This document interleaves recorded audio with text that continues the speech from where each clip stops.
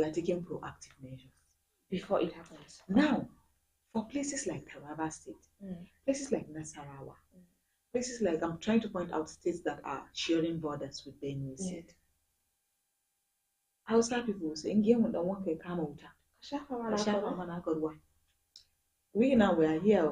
We are not going to do anything. We won't do anything. We are going to sit though. We are going to fold our arms. I have Benue in AK number. It doesn't really concern us like that. It's in Benue. No wahala. Benue people didn't know that it would get to them too when it was happening in Plateau State. Yes.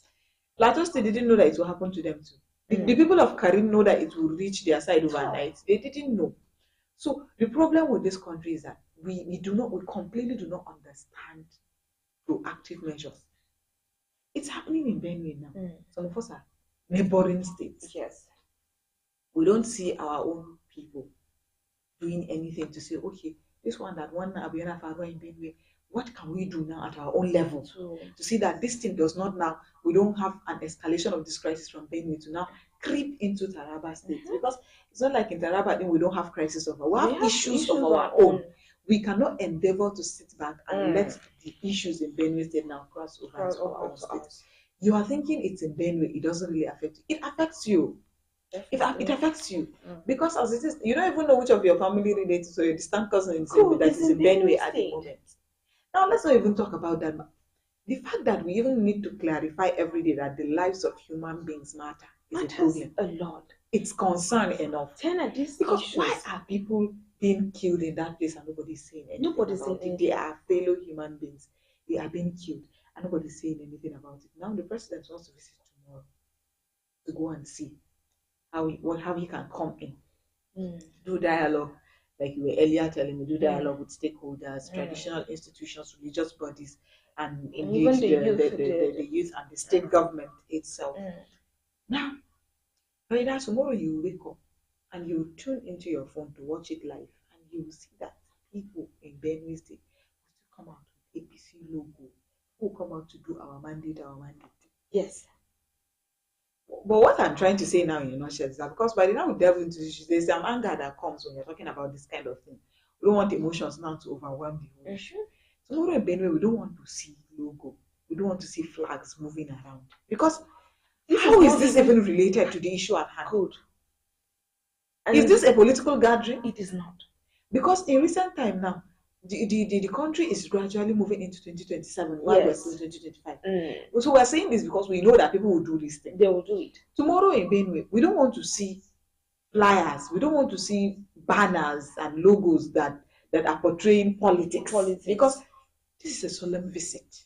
Yes, it's a time for, it's a reflection. We want to go and sit together and reflect and see what we can do for the people of Benue State. It's not the time for people to carry flags around and say, wearing t-shirts and doing stuff and branding t-shirts because you're forgetting that people are dying. You want to turn this to a political gathering. It's not a political gathering. The president will go there quietly. And you people in Benue will also go there. You will be quiet. You will receive this man in good faith. And you people are going to sit and bring out solutions to the problem. Allow tomorrow's visit to pass. Let it be a security visit as it is. Politics should not come into it. After tomorrow, you can continue to do your politics. But I don't think Benue State is in a position to even do politics now. Is Benue State in the position to play politics? No. People are dying. Things at hand. Then when we talk about all these killings, it, as I said earlier, it doesn't start in a day. There is always something. There's no work without fight. There is something. There's always that thing that causes all these problems each and every time. Okay, when you talk about Taraba State, no, we're living in peace right now. It's just being wasted. Before you know it, maybe those running for their lives, maybe they'll come into Taraba, maybe in some very good, and people there, since they will go after. Before you know it, then everything has come back inside Taraba here. But before these issues escalate, there have been one or two signs. Imagine people living now, you're just sleeping with your two eyes open, not even with one eye open, you're sleeping with your two eyes open. So the government will still plead with the government that before things escalate, there's always a reason. You should not wait until the president will come and set whatever the problem is. If there's issues, I think you go to him and say, okay, Mr. President, this issue is beyond our control right now. I think we should come before all this thing will escalate. But no, until when lives has been taken, like people are living in fear. You can come and see how maybe family members are leaving their home to seek for refuge in neighboring state. After everything was made, the soul of the departed soul rest in And we peace. condemn the killings in We Benue condemn. State. We sincerely sympathize with the people of it. Now, while we're still on this Benue State, because I would like us to round out Benue before we go Yeah. into other issues. Now, on the news, it says that IG, the Inspector General of Police, and speakers clash over state police debates. Okay. Now, the issue of state policing has been one that has been there. It's just like this open grazing policy that has been lying down. Once in a while it comes up. Once in a while it comes up. Now it says that the Inspector General of Police Kayode Egbetokum and the Conference of Speakers of State Houses of Assembly on Monday expressed divergent views on the advocacy for state police creation. While the police boss reiterated his earlier position that what the Nigeria Police Force needs to tackle the security challenges in the country is adequate funding. The chairman of the Conference of Speakers of State Houses of Assembly, Debo Ogundoyin, called for a multi-layered policing model as obtained in other parts of the country. Now, the IG is saying that what police need to tackle insecurity is adequate funding. Adequate funding. Now, the Conference of Speakers are saying, no, we need multi-layered policing model. We cannot just rely on the police at the federal government. Yeah. We need states to also have their own police, state policing. Now, this issue came up in previous years, and other states keyed into it. We have the Amoteco. All those policies came because of the state policing thing. Now, some governments bought into it. Others are saying no, It's not. we are not going to buy into it. But as the country is moving now, Farida, are you not seeing that putting the lives of Nigerians into the hands of just the police at the federal level, is it really wise? Or should we really begin to consider state policing like the Conference of Speakers are actually suggesting? Like the as you said, Gida Dio before it should reach the federal state at the federal level. The issues that if they are being taken down in the state, except in Africa, federal. Is a very, I think for me, I would say it's a very good it's a very good thing if really people put hand and make it come to life, because we will need it. We will need it. The last time in this show here we talked about President Tinubu said he's actually going to work on the police force and give them technologies and give them blah blah blah. What that they need. all they need. Okay, when you talk about funding, it's not just all about funding. The state will need it, Tiana. It's not everything that goes up to the federal. Let us have a stand also. And you know that I actually tend to agree with the IG on the issue of funding, adequate funding for the police. Because let's not just even focus on the police. All security agencies in this country need adequate funding. You cannot expect people to give in their best when they are not properly funded. Any company that is not even properly funded would not thrive, it will collapse. Talk more of security agencies that we are trusting them with our lives, we are trusting them to safeguard the lives of people and properties. Now, on many occasions, you would get to hear stories, they may sound funny, that police would say they don't have vehicle in the truck to move to a crime scene. And you'll be thinking it's a joke. It's not Then joke. it is not a joke, They because after that issues, let me tell you this time after they came to the crime scene, when they were to leave, they okay, because actually there is no fuel, they have to refuel it, or they use this funding is I think so it's part of the things that is even washing away the integrity of the police. Yes, because when you talk about police now, truth be told, there's a way people look at it. Yes. Police. Their integrity has been washed down. Because a lot of people think that there's no professionalism in the job anymore. Now, part of these issues could be attributed to the lack of adequate funding. While others, we can also attribute it back to the police themselves, the lack of discipline that exists within the police system. Because there are some police that have and maintain integrity. There are some who do not. It means everybody can do it. So there are some that carry themselves around with integrity and pride. Others, on the other hand, have decided that, okay. So part of the argument of the IG says, he says that the Nigerian police force is constitutionally established under Section 214, subsection 1 of the 1999 Constitution as amended. And the statement reads, there shall be a police force for Nigeria, which shall be known as the Nigerian Police Force, and subject to the provisions of this section, no other police force shall be established for the Federation or any part thereof. Now, this is argument. Okay. The Constitution has provided that there will be a Nigerian police force, and then no other part shall be established for the Federation. He also cited Section 215, subsection 1, which provides for the appointment of the Inspector General of Police by the President on the advice of the Nigerian Police Council. He said these constitutional provisions make clear the centralized character of policing in Nigeria and the operational authority entrusted to the Inspector General of Police under the supervision of the President and Police Council. So he said one of the most pressing and controversial issues under discussion today is a proposal to amend the Constitution to allow for the establishment of state police, including the evaluation of a House bill which seeks to provide legislative authority for this. The IG noted that the Constitution created certain omissions that impeded the effective performance of the Nigerian police force and other security agencies in addressing the challenges of security. Well, this whole argument will not end. The police have their own side, constitutionally backed.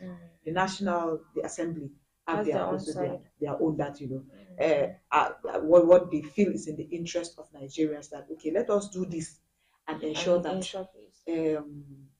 security is not just centralized. It's not left in the hands of certain people. But there are also issues also that come up. Now, we're talking about inadequate funding for police.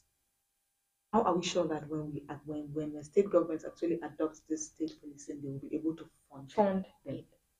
That is another issue. Will they be able to fund the state policing? Because if we establish this thing and we're not funding it to be effective as we want it to be, then there's no point. Let us carry the funds and sink it back to the police, the Nigerian police force. Seriously. Because sometimes we hear, but there's no point to start it in the first place. That is just one of those things.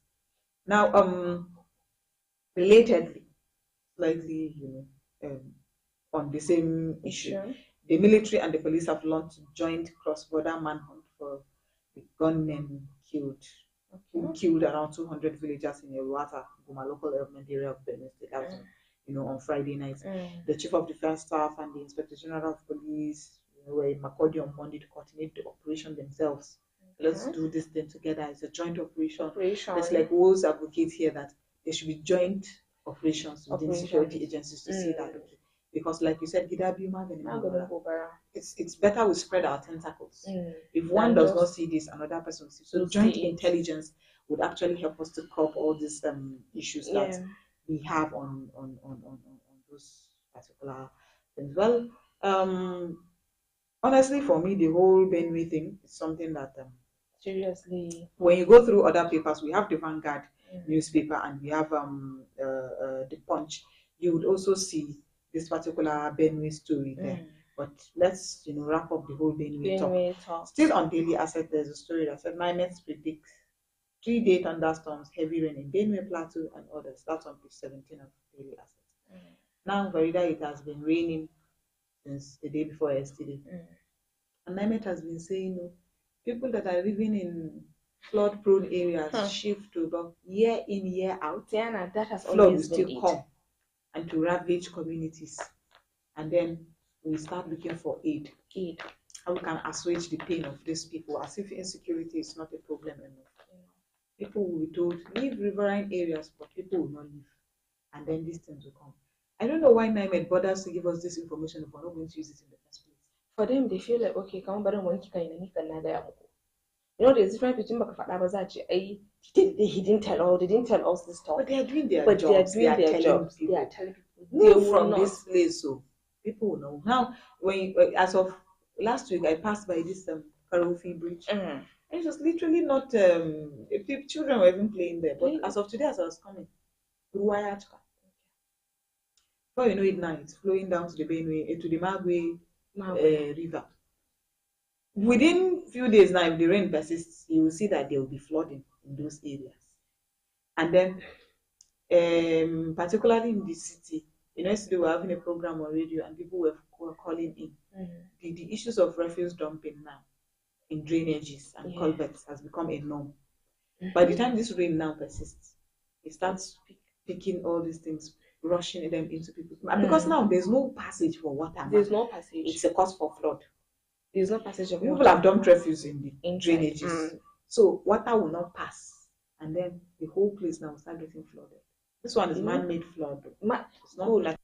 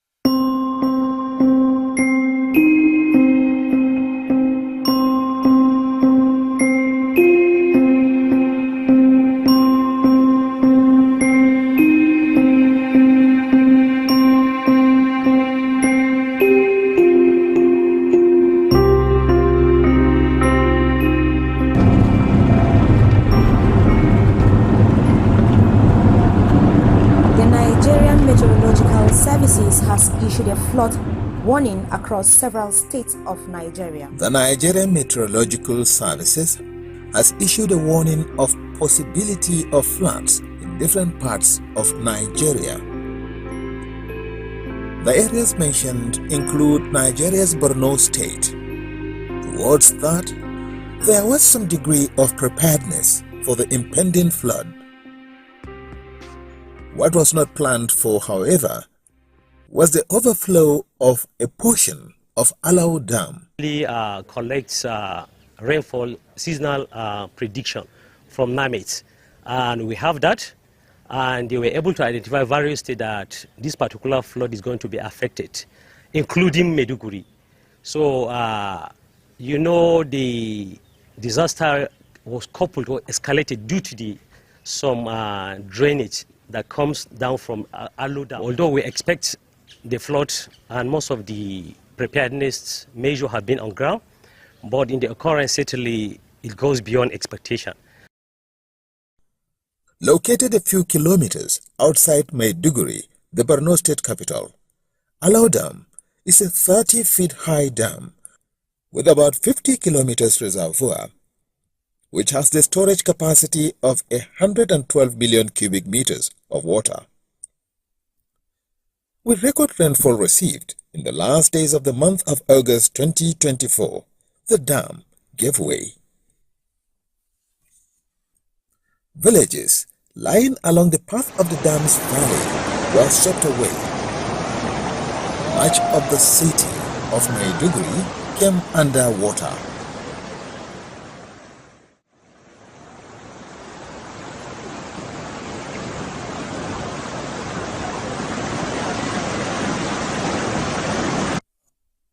More than 100 deaths were recorded